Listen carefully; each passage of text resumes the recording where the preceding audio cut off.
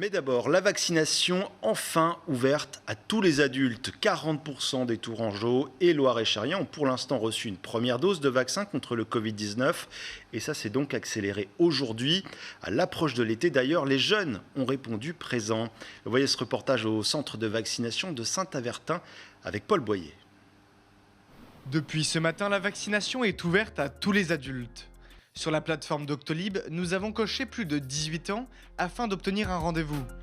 Bingo, direction Saint-Avertin. Sur place, les patients ont en moyenne entre 18 et 50 ans. Au gymnase des 11 Arpents, 1300 injections de Pfizer-BioNTech sont réalisées chaque jour. Du côté de la jeunesse, cette première injection est un exutoire, avec l'espoir de passer un été plus tranquille.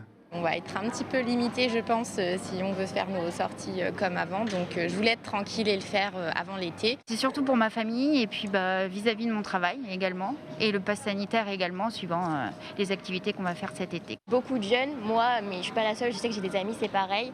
On voulait tous directement se faire vacciner. Déjà pour protéger notre famille. Et on sait que pour retrouver un monde normal, entre guillemets, on va être obligé de passer par là. Fini les critères d'âge ou de santé. L'objectif du gouvernement est d'atteindre les 30 millions de primo-vaccinés d'ici au 15 juin. Depuis une petite semaine, on a des patients beaucoup plus jeunes.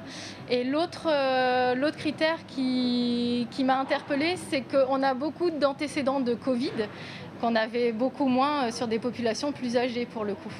En revanche, pour le superviseur du centre, certaines populations ne doivent pas être oubliées. Maintenant qu'on a des capacités, des doses suffisantes, du coup, on élargit.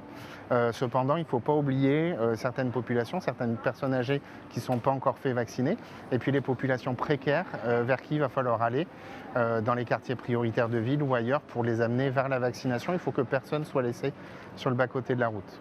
S'occuper des plus jeunes tout en n'oubliant pas les anciens, afin de revenir à la normale d'ici quelques mois. La Haute Autorité de Santé devrait dire en milieu de semaine si le vaccin Pfizer-BioNTech peut être administré aux adolescents en France.